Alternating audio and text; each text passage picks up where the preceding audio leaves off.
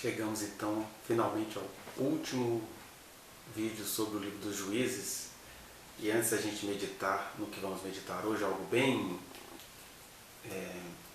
curto, vamos revisar só para você entender as lógicas espirituais dos porquês de a gente ter na Bíblia um livro, um registro histórico, né, de Israel. Nós temos, na verdade, aqui 3 juízes. O primeiro foi o Otniel, que derrotou o engraçadinho chamado Cusã-Risataim, rei da Mesopotâmia, né?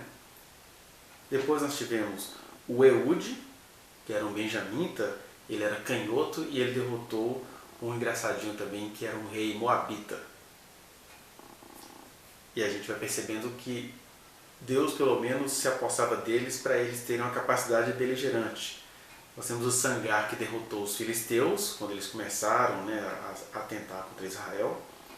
Depois nós temos Débora e Baraque, né, que juntos derrotaram um engraçadinho do meio deles, um rei cananeu chamado Jabim, cujo comandante Císara foi morto pelas mãos de uma mulher chamada Jael. Aí nós temos um juiz que a gente pode chamar assim, segundo o coração de Deus, porque Deus o chamou de maneira espetaculosa, com visita de anjos, com juízes podendo fazer o que quisesse em função do que ele iria realizar em Israel com seus 300 homens, que é o Gideão, que deu um fim ao conflito midianita e amalequita. Foi o 5º juiz. O 6º juiz foi o Abimeleque, que você já começa a ver que Deus já não estava ali. Deus estava protegendo o seu povo porque ele tinha promessas maiores, mas eu não vou dizer que esses caras aqui para frente são chamados por Deus, porque olha só, Abimeleque, ele era um filho bastardo do Gideão, tinha uma necessidade de se autoafirmar e ele reinou ali em Siquém e na verdade criou mais um conflito interno do que livrou o pessoal de ameaças externas, né? Depois teve um juiz Tola, que não se diz nada sobre ele, de Sacar, deve ser alguém ali que comandou com suas riquezas, não teve muita guerra. Depois nós tivemos o Jair, que deu origem lá a Gileade, que foi substituindo o nome das terras de Manassés para Gileade. E esse Jair vai dizer apenas que ele tinha 30 filhos e não diz nada sobre guerra. Pelo jeito era uma família numerosa e rica que dominou ali Israel. Não vou dizer também que esse juiz foi levantado por Deus. Nós temos o Jefté, que era também outro filho bastardo, e esse sim tinha a necessidade de se autoafirmar, e na medida que foi precisando, ao mesmo tempo ele ia se afirmando sobre os povos lá de Gileade, né? Ele invocava ao Senhor e Deus dava a eles as vitórias necessárias, no caso aqui, contra os amonitas, os outros povos descendentes de Ló, sobrinho de Abraão. Depois nós temos Ibsã, que só vai dizer que ele era um cara muito rico, tinha 30 filhos e 30 filhas. Um tal de Elon, que eles não falam nada sobre ele, possivelmente era alguma família rica que dominou o pedaço.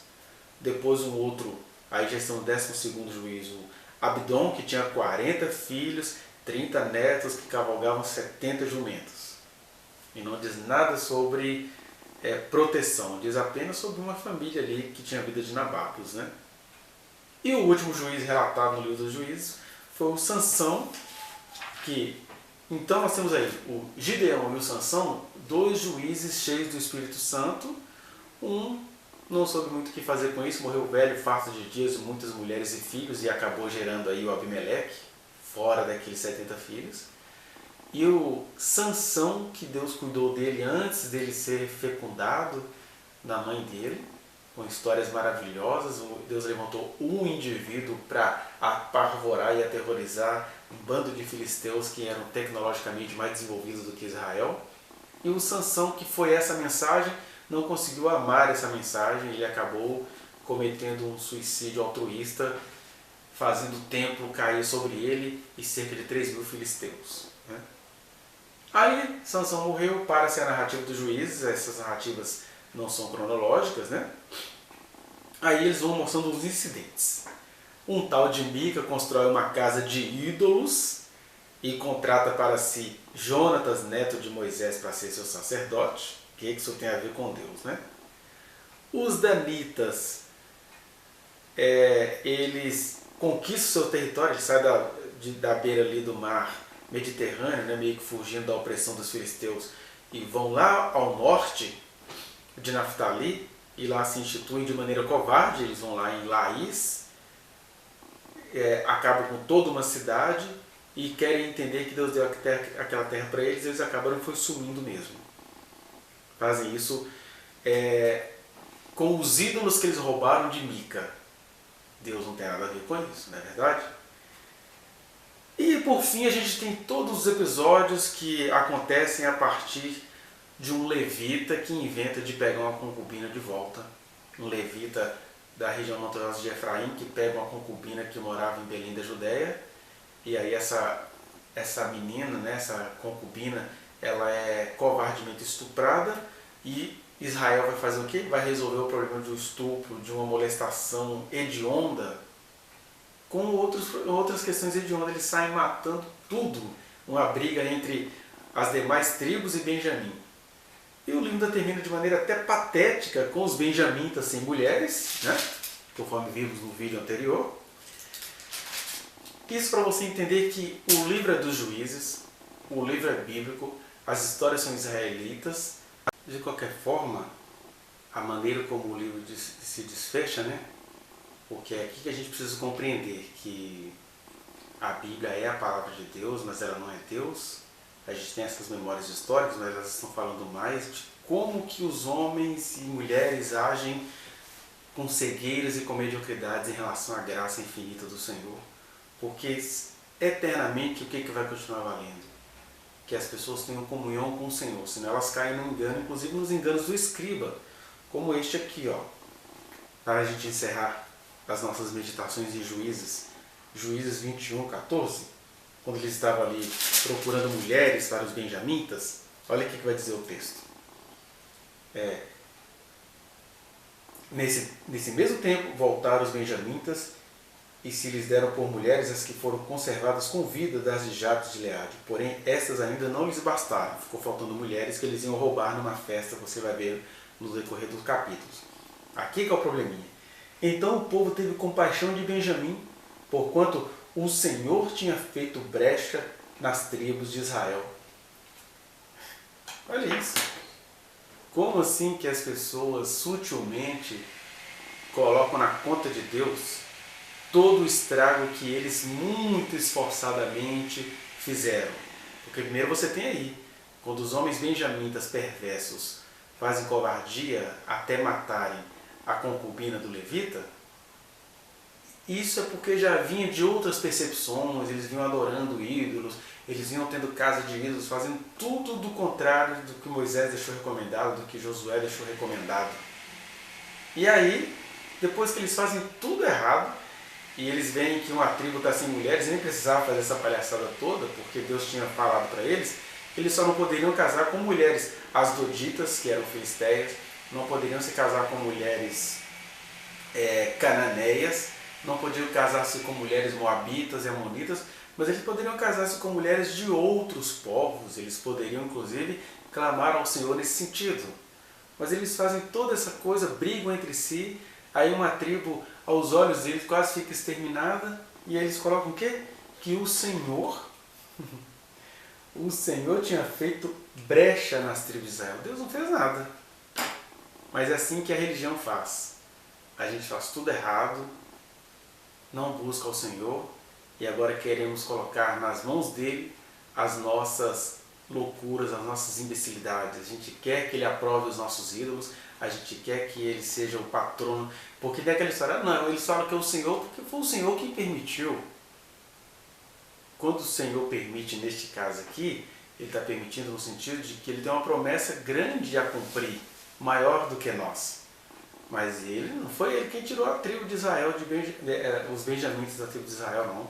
E até porque essa coisa toda para manter o povo com 12 tribos. Deus tinha um povo. Ele jamais iria deixar de cumprir a sua promessa.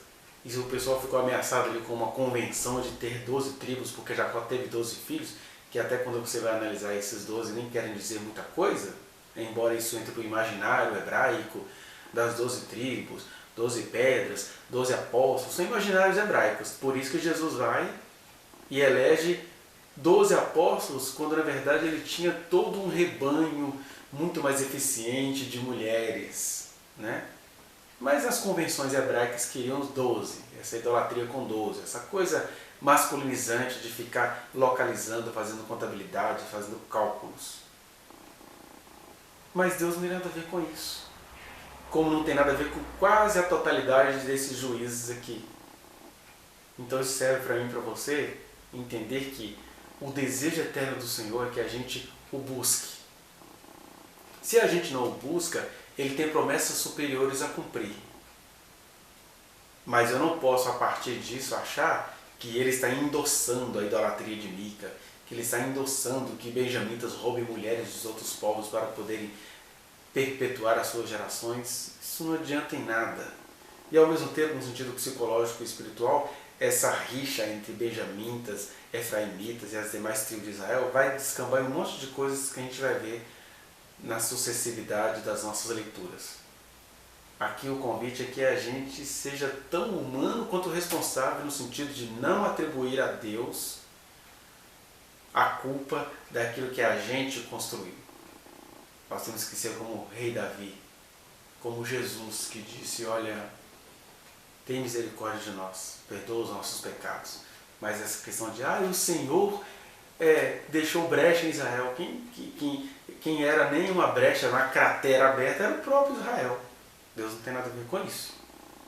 E assim a gente termina essa pequena meditação sobre o livro dos Juízes, para a gente entender que desses 13 juízes mencionados aqui, 2 foram partícipes de uma vontade carinhosa de Deus, que foi Gideão e Sansão. O Gideão conseguiu resistir a algumas questões do poder, embora no livro individual ele ficou um velho nababo, e o Sansão não conseguiu abraçar o sobrenatural que o visitou, e isso pode acontecer comigo e com você. Quem sabe você é uma pessoa aí que tem dons maravilhosos do Senhor, mas você não consegue se resolver, vai ficando doente, conhecendo o mundo inteiro, ganhando o mundo inteiro e perdendo a própria alma. O Senhor está te aguardando a clamar por Ele, a buscar a Ele, para que você não fique como esses juízes que foram visitados por Ele de maneira sobrenatural, mas que não conseguiram saltar em vida, em graça, em alegria. E aí o povo que resta coloca Deus como: o Senhor tirou de nós as nossas tribos, como se Deus estivesse preocupado com isso. Pensemos nisso. Mas se você gostou desses vídeos, uns com mais intensidade e outros com menos intensidade, eu sugiro.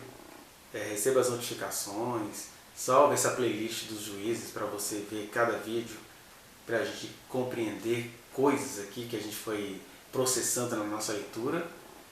E se inscreva no canal, receba as notificações e vamos caminhando junto na graça do Senhor, pegando toda essa memória que estão nas Escrituras e transplantando para o nosso aprendizado, para o nosso crescimento em Cristo.